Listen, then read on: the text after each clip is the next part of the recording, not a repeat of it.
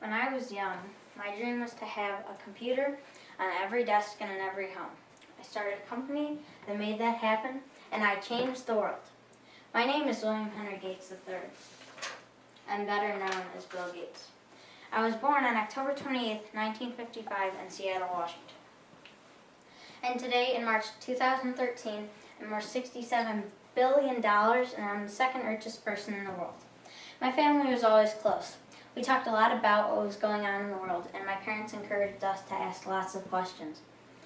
My father was a lawyer, and my mom was a teacher. They played games with my two sisters and me. We were all competitive, but we had fun at the same time. In grade school, I was shy and didn't have many friends. I was great at reading and math and got straight A's without ever studying.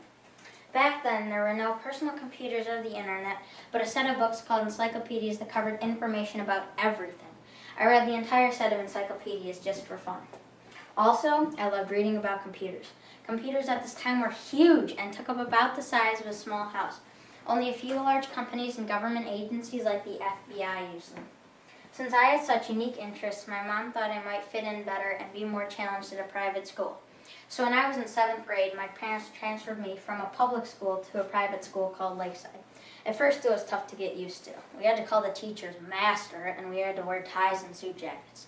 But soon I grew to like it there. I met friends who were more like me at Lakeside. One friend, Paul Allen, would later start a business, Microsoft, with me. Microsoft made both of us billionaires. At Lakeside, they managed to get a computer, but no one knew how to use it. So one day, the teachers pulled me out of math class because I was so far ahead and asked me to figure it out, and I did. I even designed a program that would let them schedule classes. In 1973, I enrolled at Harvard University on a full scholarship. In 1974, the Altair 8800 came out. It was the first personal computer. Paul Allen and I knew this would change history, and we just had to be a part of it. So we decided to create the best software imaginable to run these personal computers. We worked in our Harvard dorm rooms around the clock. Some days we never ate, and we only slept when we passed out from not eating. 5 weeks later, we finished what is known as basic software.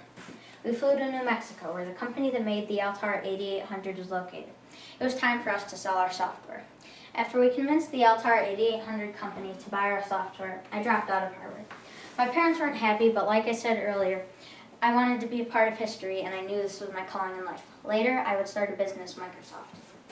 In 1980, IBM hired Microsoft to create a brand new operating system for their brand new personal computer. We didn't have one ready, but we figured one out, and it worked.